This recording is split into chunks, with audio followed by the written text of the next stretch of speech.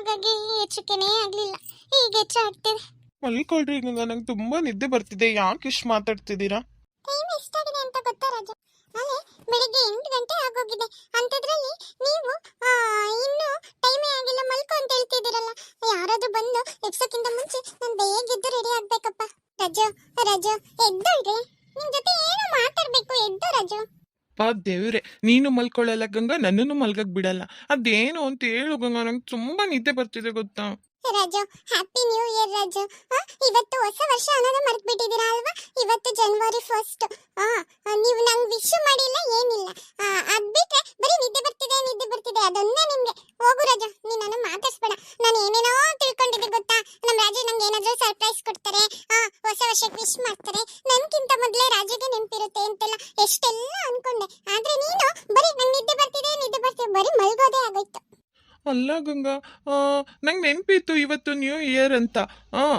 ನೀನು ಇಷ್ಟು ಬೇಗ ಎಬ್ಸಿದ್ರೆ ರಾತ್ರಿ ಎಲ್ಲ ನಿದ್ದೆಗಿಟ್ಟು ಸರಿಯಾಗಿ ನಿದ್ದೆನೂ ಇಲ್ಲ, ಏನೂ ಇಲ್ಲ. ಅಂಥದ್ರಲ್ಲಿ ನೀನು ಹೊಸ ವರ್ಷ ಅಂತ ಹೇಳ್ತೀನಿಯಪ್ಪ. ಹೊಸ ವರ್ಷ ಅಂದರೆ ಬೆಳಿಗ್ಗೆ ಎದ್ದು ಹೆಂಡತಿ ಅನ್ನೋಳು ಏನಾದರೂ ಒಂದು ಸ್ವೀಟ್ ಮಾಡಿ ಗಂಡಂಗೆ ಬಂದು ಪ್ರೀತಿಯಿಂದ ಸ್ವೀಟ್ ತಿನ್ನಿಸಿ ಹ್ಯಾಪಿ ನ್ಯೂ ಇಯರ್ ಅಂತ ಹೇಳಿದ್ರೆ ಖುಷಿಯಪ್ಪ.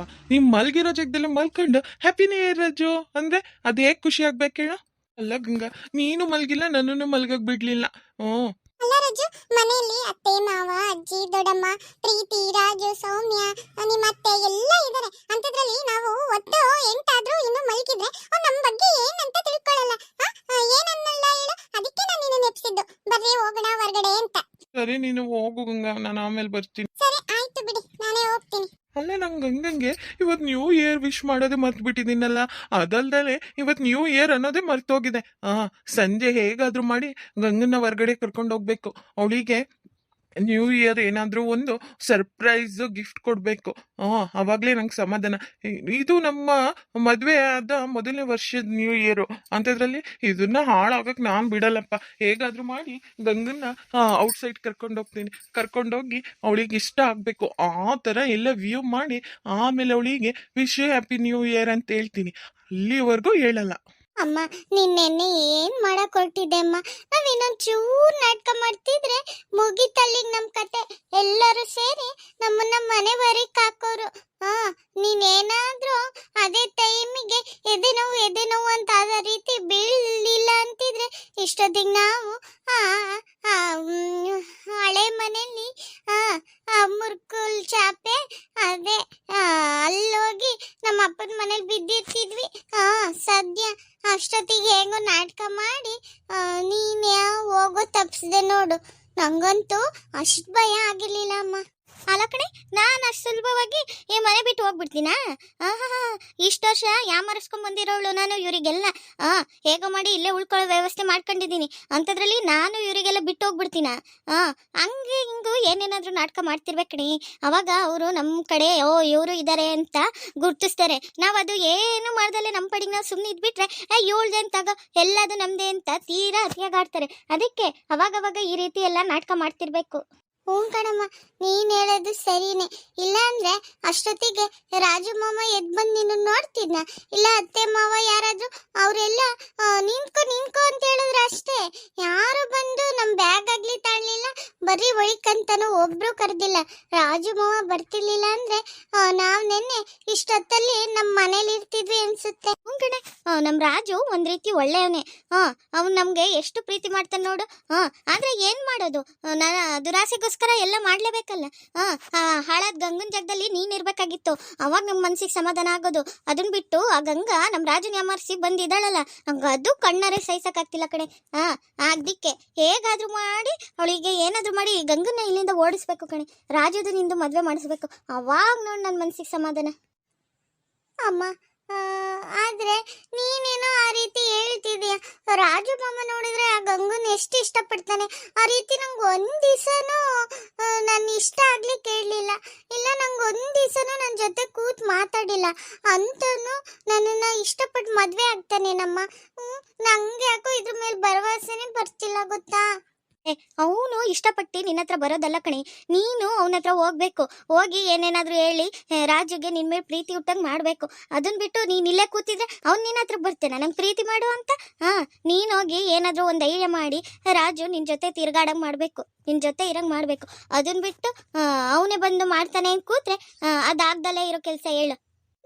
ಅದನ್ನ ಮತ್ತೆ ರಾಜುಗೆ ನೋಡಿದ್ರೆ ಅವ್ರ ಮಧ್ಯೆ ಏನಾದ್ರೂ ನಡೆದಿತ್ತೆ ಅಂತ ಅನ್ಸುತ್ತಾ ನಿಂಗೆ?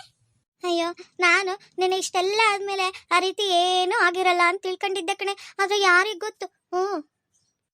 ಹೇಗಾದ್ರೂ ಮಾಡಿ ಆ ಗಂಗನ ಹತ್ರ ನೀನು ಏನಾದ್ರೂ ನಡೀತಾ ಇಲ್ಲ ಇವರಿಬ್ರು ಹಂಗೆ ದೂರ ದೂರ ಇದಾರ ಅಂತ ತಿಳ್ಕೊಬೇಕು ಕಣಮ್ಮ. ಅಲ್ಲಿವರೆಗೂ ಸಮಾಧಾನ ಆಗಲ್ಲ ನೋಡು. ಹ್ಞೂ ಕಣೆ, ಇದನ್ನ ನಾವ್ ಹೇಳಿದ್ರೆ ಸರಿ ಹೋಗಲ್ಲ. ಹೇಗಾದ್ರೂ ಮಾಡಿ ಐಡಿಯಾ ಮಾಡಿ ನಮ್ಮಮ್ಮನ ಹತ್ರ ಕೇಳಂಗ್ ಮಾಡ್ಬೇಕು. ನಡಿ ಹೋಗಿ ಕೇಳೋಣ. ಅಮ್ಮ, ಅಜ್ಜಿ ಅಲ್ಲಿಂದ ಬರ್ತಿರೋ ಆಗಿದೆ. ಈಗ ಬಂದ ಕೇಳಮ್ಮ. ಅಯ್ಯೋ ಸೌಮ್ಯ, ನಿನ್ನೆಯಿಂದ ಯಾಕೋ ಎದೆ ನೋವು ಅಂತಿದ್ನಲ್ಲ, ಸ್ವಲ್ಪ ಪರವಾಗಿಲ್ಲ. ಆದ್ರೆ ಜಾಸ್ತಿ ಹೊತ್ತು ಮಾತಾಡಕ್ಕೆ ಕೂರಕ್ಕೆ ಆಗ್ತಿಲ್ಲ ಕಡೆ, ಹಿಂಸೆ ಆದಂಗಾಗ್ತಿದೆ ಗೊತ್ತಾ? ಅಲ್ಲ ಕಣಮ್ಮ, ಈಗ ಚೆನ್ನಾಗಿದ್ದೆಲ್ಲ, ಏನಾಯ್ತು ನಿಂಗೆ? ಆ ಕಡೆಗೆ ನೋಡೆ, ನಿಮ್ಮ ಅಜ್ಜಿ ಬರ್ತಿದ್ದಾಳೆ. ನಾನೇನಾದ್ರೂ ನಿನ್ ಕುಟೆ ಚೆನ್ನಾಗಿ ಮಾತಾಡ್ಕೊಂಡು ಕೂತಿರೋದು ನೋಡ್ಬಿಟ್ರೆ ಇವ್ರಮ್ಮ ಮಗಳು ಇಬ್ರು ಸೇರ್ಕೊಂಡು ನಾಟಕ ಮಾಡ್ತಿದಾರೆ ಅಂತ ನಿಮ್ಮ ಅಜ್ಜಿ ಗೊತ್ತಾಗ್ಬಿಡುತ್ತೆ. ನಿಮ್ಮ ಅಜ್ಜಿ ಇದ್ರಲ್ಲೆಲ್ಲ ಫಾಸ್ಟ್ ಹೋಗುತ್ತಾ? ನೀನ್ ನಿಜವಾಗ್ಲೂ ಅಜ್ಜಿ ಮಗಳೇನಾ? ನಂಗೆ ಯಾಕೆ ಡೌಟ್ ಅಪ್ಪ. ಅಜ್ಜಿಗೂ ನಿಂಗೆ ಸ್ವಲ್ಪನೂ ಹೊಂದಾಣಿಕೆನೇ ಆಗಲ್ವಲ್ಲಮ್ಮ? ಹ್ಞೂ ಕಣೆ, ನಾನು ನಿಮ್ಮ ಅಜ್ಜಿ ಮಗಳಲ್ಲ, ನಿಮ್ಮ ಅಜ್ಜನ ಮಗಳು. ಬಾಯಿ ಮುಚ್ಕೊಂಡು ನಿಂತ್ಕೊಳ್ಳೆ ಸಾಕು. ಅಪ್ಪ, ಅಮ್ಮ, ದೇವ್ರೆ, ಯಾಕೆಂದ್ರಿ ಇನ್ನೂ ನೋವು ವಾಸಿ ಆಗಿಲ್ವೇ? ಇನ್ನೂ ಒದ್ದಾಡ್ತಿದೆಯಲ್ಲ ಅಪ್ಪ ಅಮ್ಮ ನೋವು ನೋವು ಅಂತ. ಯಾಕೆ? ನಡಿ ಆಸ್ಪತ್ರೆಗಾದ್ರೂ ವಸಿ ಹೋಗಿ ಬರೋಣ. ನೀನ್ ನೆನೆ ಹೇಳಿದ್ರು ನೆನೆದು ಕೇಳಲಿಲ್ಲ, ಏನಿಲ್ಲ. ಸ್ವಲ್ಪ ರೆಸ್ಟ್ ಅಂದ್ರೆ ಕಮ್ಮಿ ಆಗುತ್ತೆ ಅಂತ ಹೇಳಿ ನಡಿಯೇ ವಸಿ ಹೋಗಿ ಆಸ್ಪತ್ರೆಗೆ ಹೋಗಿ ಒಂದ್ಸತಿ ಅದೆಲ್ಲ ಏನೋ ಹೇಳ್ತಾರಲ್ಲ ಚೆಕಪ್ ಅಂತ, ಅದನ್ನೆಲ್ಲ ಮಾಡಿಸ್ಕೊಂಡ್ಬಂದ್ರೆ ಮನ್ಸಿಗೆ ಸಮಾಧಾನ. ನಡಿಯತ್ತ ಹೋಗಿ ಎಲ್ಲಾದ್ರೂ ತೋರಿಸ್ಕೊಂಬರೋಣ. ಡಾಕ್ಟರ್ಗೆ ಹೋಗಿ ಏನಾಗಿದೆ ಎಂತದ್ದು ಅಂತೆಲ್ಲ ಕೇಳ್ಕೊಂಬರೋಣ. ನಡಿಯ. ಅಯ್ಯೋ ಇರ್ಲಿ ಬಿಡಮ್ಮ, ಈಗ ಒಂಚೂರು ಪರವಾಗಿಲ್ಲ. ಒಂದ್ 4 ದಿವಸ ರೆಸ್ಟ್ ಅಂದ್ರೆ ಎಲ್ಲ ಆರಾಮಾಗುತ್ತೆ ಅಂತ ಅನಿಸ್ತಿದೆ. ಸುಮ್ನಿರು, ಯಾವ ಆಸ್ಪತ್ರೆಗೂ ಬೇಡ, ಏನೂ ಬೇಡ, ಇಲ್ಲೇ ಕಮ್ಮಿ ಆಗುತ್ತೆ. ನೋಡವ, ನಿನ್ ಇಷ್ಟ, ಏನ್ ಮಾಡ್ತೀಯ ಅಂತ ನೋಡು. ನಾನೇನೋ ಆಸ್ಪತ್ರೆ ತೋರಿಸ್ಕೊಂಡ್ ಬಂದ್ರೆ ವೈನ ಅಂತಿದ್ದೀನಿ. ನೀನ್ ನನ್ನ ಮಾತೆ ಕೇಳಂಗಿಲ್ವಲ್ಲ. ಅಮ್ಮ, ನಿನ್ನೆ ಗಂಗಾ ಮತ್ತೆ ಆ ರಾಜು ಶಾಸ್ತ್ರ ಇಟ್ಕೊಂಡಿದ್ರಲ್ಲ, ಆ ಶಾಸ್ತ್ರ ಪೂರ್ತಿ ಆಯ್ತಾ ಇಲ್ವಾ? ಅಲ್ಲ ಕಣಗಿ, ನೀನ್ ಏನಂತ ಕ್ವಶನ್ ಕೇಳ್ತೀಯ? ಅಲ್ಲ ಕಣೆ, ಅವ್ರ ಮಧ್ಯೆ ಏನಾಗಿತ್ತು ಬಿಟ್ಟಿದೆ ಅಂತ ಹೇಗೆ ಗೊತ್ತಾಗುತ್ತೆ? ಅಲ್ಲ ಕಣಮ್ಮ, ನನಗೆ ಪುರೋಹಿತರು ಟೈಮು ಗಳಿಗೆ ಎಲ್ಲ ಚೆನ್ನಾಗಿದೆ ಅಂತ ಹೇಳಿದ್ರಲ್ಲ, ಅದಕ್ಕೆ ಕೇಳಿದೆ. ಅಮ್ಮ, ಅಲ್ಲಿ ಗಂಗಾ ಬರ್ತಿದ್ದಾಳೆ, ಅವಳನ್ನೇ ಕೇಳು. ಅಯ್ಯೋ, ನಂಗೆ ರವಿಗೆ ಏನೂ ಕೇಳಕ್ಕಾಗ್ತಿಲ್ಲ ಕಣೆ, ನೀನೇ ಕೇಳಮ್ಮ ವಸಿ. ಅತ್ತೆ, ಈಗ ಹೇಗಿದ್ದೀರಾ? ನೆನ್ನೆ ರಾಜು ಹೇಳ್ತಿದ್ರು ನಿಮ್ಗೆ ತುಂಬಾ ಎದೆ ನೋವು ಅಂತ, ಕೆಳಗಡೆ ಬಿದ್ರಿ ಅಂತ. ಯಾಕತ್ತೆ, ಏನಾಯ್ತತೆ? ಏನಾದ್ರೂ ಆಸ್ಪತ್ರೆಗೆಲ್ಲ ಹೋಗಿ ಬರೋಣವಾ? ಇಲ್ಲ ಏನಾದ್ರೂ ಮಾಡ್ಕೊಡ್ಬೇಕಾ ನಿಮ್ಗೆ? ಅಯ್ಯೋ ಇರ್ಲಿ ಬಿಡಿ ಗಂಗಾ, ಕಮ್ಮಿ ಐತೆ ಬಿಡು ವಸಿ. ಅಲ್ಲ ಅತ್ತೆ, ಎದೆ ನೋವು ಅಂತ ಎಲ್ಲ ಇದ್ದಾಗ ತುಂಬಾ ನೆಗ್ಲೆಕ್ಟ್ ಮಾಡಬಾರ್ದು. ಡಾಕ್ಟರ್ಗೆ ಹೋಗ್ಬಿಟ್ಟು ಫಸ್ಟ್ ತೋರಿಸಿ ECG ಅವೆಲ್ಲ ಮಾಡಿಸಿ ಬಂದ್ರೇನೆ ಸಮಾಧಾನ. ಎದೆ ನೋವು ಈ ರೀತಿ ಎಲ್ಲ ಬರಬಾರ್ದು. ನಡೀರಿ ಅತ್ತೆ, ವಸಿ ಒಂದ್ಸತಿ ಹೋಗ್ಬಿಟ್ಟು ಡಾಕ್ಟರ್ ಹತ್ರ ತೋರಿಸ್ಕೊಂಬರೋಣ. ನಾನು ಅದನ್ನೇ ಹೇಳ್ತಿದ್ದೀನಪ್ಪ ಇವಳಿಗೆ. ನಡಿ ಒಂದ್ ಟೈಮ್ ಡಾಕ್ಟರ್ ಹತ್ರ ಹೋಗಿ ತೋರಿಸ್ಕೊಂಬರೋಣ ಅಂತ ಹೇಳ್ತಿದ್ದೀನಿ. ಇವಳ ಮಾತೆ ಕೇಳಂಗಿಲ್ಲ ಬಿಡು. ಅಯ್ಯಮ್ಮ ಕೇಳಮ್ಮ, ಇವರಿಬ್ರು ಮಧ್ಯೆ ಏನಾದ್ರೂ ನಡೀತಾ ಇಲ್ವಾ ಅಂತ ಕೇಳಮ್ಮ. ಹೇಗ್ ಕೇಳೋದು ತಿಂದ್ರೆ ನಂಗೆ ಒಂಥರ ಆಗ್ತಿತ್ತಪ್ಪ. ಹೇಗ್ ಕೇಳೋದು ನಾನು? ನಾಗಲ್ಲ ಕೇಳಮ್ಮ. ಅಲ್ಲ ಕಡೆ ಗಂಗಾ, ನೆನ್ನೆ ರಾಜು ಮತ್ತೆ ನೀನು ಖುಷಿಯಾಗಿದ್ರೆ ಏನ್ ಹೇಳೋದಪ್ಪ? ಅಜ್ಜಿ ಯಾಕೆ ಈ ರೀತಿ ಕೇಳ್ತಿದ್ದಾರೆ? ನಾನು ಇಲ್ಲ ಅಂತ ಹೇಳಿದ್ರೆ ಇವರಿಗೆಲ್ಲ ಅನುಮಾನ ಬರುತ್ತೆ. ಹ್ಞೂ ಅಂತ ಹೇಳಿದ್ರೆ ಹೆಂಗ್ ಹೇಳೋದು? ಹ್ಞೂ ಅಂತಾನೆ ಹೇಳಕ್ಕಾಗ್ತಿಲ್ಲ, ಇಲ್ಲ ಅಂತಾನೆ ಹೇಳಕ್ಕಾಗ್ತಿಲ್ಲ. ಹೇಗೆ ಹೇಳೋಣ? ಏನು ಹೇಳಕ್ಕಿಂತ ಮುಂಚೆ ಇಲ್ಲಿಂದ ಹೋಗ್ಬಿಡ್ತೀನಿ, ಆಮೇಲೆ ಎಲ್ಲ ಅವರೇ ಅರ್ಥ ಮಾಡ್ಕೊಂತಾರೆ. ಹ್ಞೂ ಅಜ್ಜಿ, ನಾನು ಮತ್ತೆ ರಾಜು ನನಗೆ ಖುಷಿಯಾಗಿದ್ವಿ. ಇವಳಿಗೆ ನೋಡಿದ್ರೆ ಗೊತ್ತಾಗುತ್ತೆ ಕಣೆ, ಈ ರೀತಿ ನಾಚ್ಕೊಂಡು ಹೋಗಿದ್ ನೋಡಿದ್ರೇನೆ ಗೊತ್ತಾಗುತ್ತೆ ಎಲ್ಲ ಚೆನ್ನಾಗಾಗಿತ್ತೆ ಅಂತ. ನಡಿ, ನೀನು ತಿಂಡಿ ತಿಂದು ಮಾತ್ರೆ ನುಂಗುವಂತೆ. ಬರೇ ಸೌಮ್ಯ. ಅಮ್ಮ, ಇದೇನಮ್ಮ ಆಗೋಯ್ತು? ಅವಳು ಹೋಗಿದ್ ನೋಡೇ ಗೊತ್ತಾಗುತ್ತೆ ಅವರು ಇಬ್ರು ಮಧ್ಯೆ ಎಲ್ಲ ನಡೆದೋಗಿದೆ ಅಂತ. ನಂಗೆ ತುಂಬಾ ಬೇಜಾರಾಗ್ತಿದೆ ಅಮ್ಮ. ಹೋದ್ರೆ ಹೋದ್ಲು ನಡಿ, ಇನ್ನೇನ್ ಮಾಡಕ್ಕಾಗುತ್ತೆ? ಎಲ್ಲ ಮುಗಿದ್ಮೇಲೆ ಇನ್ನೇನ್ ಮಾಡಕ್ಕಾಗುತ್ತೆ? ಬಾ, ನಮ್ ಕರ್ಮ ಅಷ್ಟೇ. ಕುತ್ಕೋ ಕ್ಯೂಟಾಜಿ, ಕುತ್ಕೋ. ಏನು ಈ ರೀತಿ ಸುಮಾರು ದಿವಸ ಆದ್ಮೇಲೆ ನಮ್ಮ ಮನೆ ಕಡೆಗೆ ಬಂದ್ಬಿಟ್ಟಿದ್ಯಾ? ಈ ರಂಗೂನು ಬಂದಿತ್ತೆ, ರಂಗಜ್ಜಿನು. ಈ ರಂಗಜ್ಜಿ ಒಳ್ಳೆ ಮಾಡರ್ನ್ ಆಗ್ಬಿಟ್ಟಿದ್ರೆ ಬಿಡು.